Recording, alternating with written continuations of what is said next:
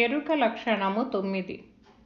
నా తల్లిదండ్రి నా సతిమాతులు నప్రేయమేన మామలు కూతుల్ నా తోడబుట్టు సోదరు భ్రాతులు బంధువుల నేటి భ్రమలెల్ల వినారా. ఎరుకకు సహజ పనులెల్ల గనారా. నా తోట నా పేట నా మందిర పూశాల నా తోట నా పేట నా మందిర పూశాల నా తోరణము కట్ట నా ధాన్యమనిట్లు భూతలంబున దలచినే ప్రఖ్యాతి బొందెదననుచులేని ప్రీతులను కలహింపజేయుటకీతను ఎరుకలకు మూల భ్రమలెల్ల వినారా. ఎరుకకు సహజ పనులెల్ల గనారా. జై నిజ గురుభ్యో నమః. శ్రీ నిజానంద పోలోజు వీరయాచార్య విరచితంపైనటువంటి శుద్ధ నిర్గుణ పరతత్వ బోధామృత కందార్థ ధరువులు ఎరుక లక్షణంలో ఈరోజు మనం 9వ మిత్ర కందార్థం. దీనికి మునుపు పిండాండములో జీవుడు, బ్రహ్మాండములో ఈశ్వరుడు, జీవునిలోని జీవోహము, అలానే శివోహము, అవి రెండు మొత్తం 4 కూడి పెనుమాయ. ఇది తెలిసినటువంటి వారు ఘనులైనటువంటి వారు అని మనకు చక్కగా నిరూపణ గావించినటువంటి గురుదేవులు ఈ నానాల గూర్చి తెలియజేస్తూ ఉన్నారు. నాయన శిష్య, నా తల్లి తండ్రి నా సతిమాతులు నా ప్రేయమేనమామలు కూతుల్ నా తోడబుట్టు సోదరు భ్రాతులు బంధువుల నేటి భ్రమలెల్లా వినరా.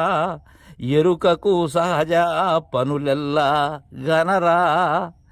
ఎరుకకి సహజం నాయన ఈ నానాలు అనేటివి. నా తల్లి నా తండ్రి. శిష్య, విచిత్రము నాయన ఇది.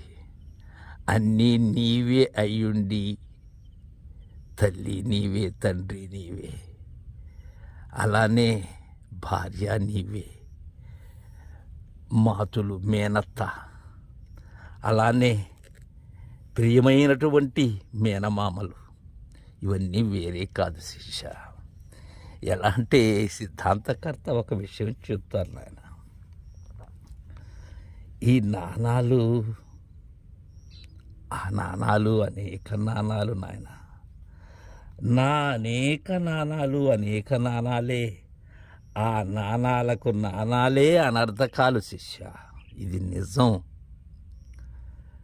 ఎలా అంటే మొదట నా కలిగింది నాయన. నాకు నా ఒకటి కలిగింది. ఆ 2 నాణాలకు 3 నాణాలు కలిగాయి. 3 నాణాలకు 3 5లు 15 నాణాలు కలిగాయి. పంచదశి. ఇదిగాక ఈ 15 నాణాలకు 25 నాణాలు కలిగాయి. పంచవింశతి.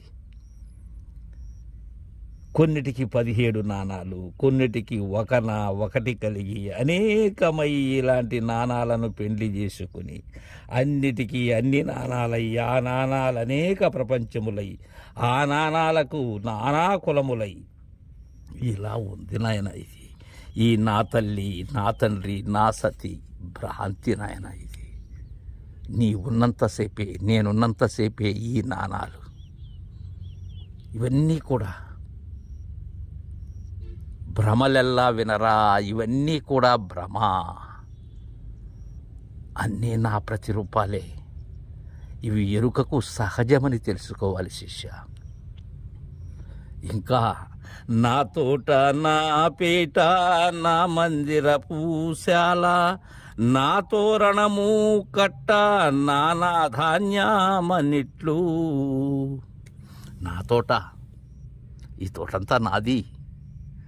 నా పేట, నేను ఉన్న ప్రదేశం ఏదైతే ఉన్నదో అది నా పేట. అది ఎక్కడ వీడి ముఖంలో నా తోట నా పేట ఎంతవరకు ఏ బంధం? అది నా మందిరపు శాల, నా శయన మందిరం కావచ్చు, లేకపోతే నేనున్న గృహం కావచ్చు. నా తోరణము కట్ట, నా తోరణాలు, నా స్వాగత తోరణాలు, నేను ధరించుకున్నటువంటి తోరణ కట్టలు, నానా ధాన్యమని, నా ధాన్యం అది నేను పండించిన ధాన్యం, నేను సమకూర్చిన ధాన్యం అన్నీ నాలే. భూతలంబున దలచినే ప్రఖ్యాతి బొందెదవననుచులేని ప్రీతులను కలహింపు చేయుట కీతనువు ఎరుకలకు మూల భ్రమలెల్లా వినరా. ఇలా తలపోయటం అనేది నా అలవాటు. అలా నా నా నా అనే బంధం, భ్రమబంధం, విడదీయలేని పెనుబంధం, అదే పెనుమాయ. ప్రఖ్యాతి పొందేదననుచు ఈ భూతలంలో నాకన్నా నేను చేసినట్లుగా ఎవరు చేయలేదు, నేను సంపాదించినట్లుగా ఎవరు సంపాదించలేదు, నేను నా కుటుంబాన్ని పోషించినట్లు ఎవరూ పోషించలేదు, నేను కష్టపడినట్లుగా ఎవరూ కష్టపడలేదు. అన్నీ నాతో అహంతో.